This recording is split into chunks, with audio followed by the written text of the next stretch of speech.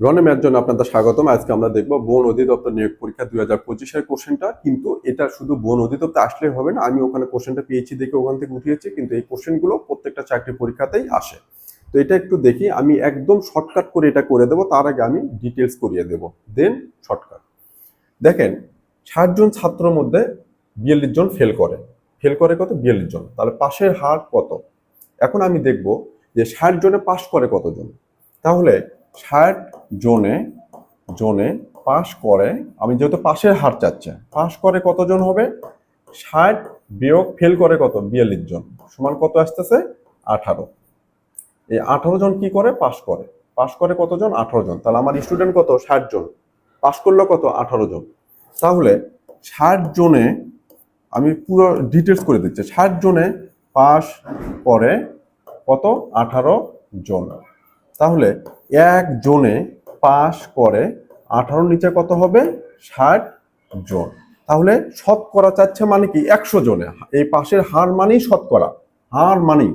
তাহলে 100 জন লিখবো। তাহলে 100 জনে পাশ করে 18 গুণন 100 নিচে কত? 60। শূন্য শূন্য কাটা, 6 দিয়ে 18কে কাটলে কত? 3 6 18। এখানে এটা এখন 10, যেহেতু শূন্য কেটেছে, 3 10 কত? 30। তার মানে কত পার্সেন্ট? 30%। যেহেতু 100 জনে এটা বের করলাম। এটা গেল ঐকিক নিয়ম, খুব সহজভাবে সবাই এই অঙ্কটা এইভাবে করায়, আমিও সেইভাবে করিয়ে আপনাদেরকে বুঝাই দিলাম। বাট এবার আমি দেখবো শর্টকাট এটা কত সহজে এটা করা যায়, সেটা শুরু করব। এখন দেখেন, আমার এই যে 60 জনে ফেল করে 42 জন, তাহলে পাস করে কত? 60 বিয়োগ 42 সমান কত? 18 জন কি করে? পাস করে। থাকুক। মোট ছাত্র, মোট ছাত্র, মোট ছাত্র, সরি, মোট ছাত্র, আর নিচে কি দেব? অনুপাতটা, এই যে আনুপাতিক যেটা, অনুপাতটা কি হবে? পাস করা ছাত্র, পাস কৃত ছাত্র, সব সঙ্গে অনুপাতটা দেব। এখন দেখেন, মোট ছাত্র কত? 60, পাস করে কত?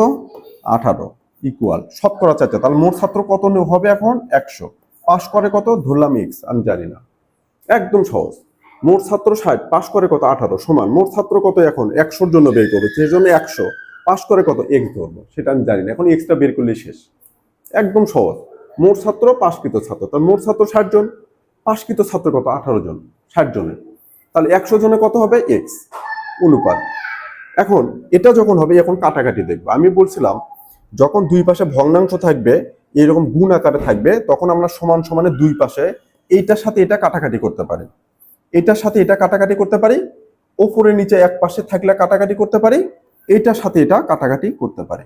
খুব সহজ হিসাব। দেখেন, সমান সমান আছে, আমরা সবসময় জানি উপরে নিচে কাটাকাটি করা যায়, কিন্তু সমান সমান যদি থাকে, এই পাশে এই পাশেও কাটাকাটি করা যায়, নিচের সাথে এটাও কাটাকাটি করা যায়। তাহলে আমি যদি এটার সাথে এটা কাটাকাটি করি, এই শূন্য আর এই শূন্য কি হবে? কেটে যাবে।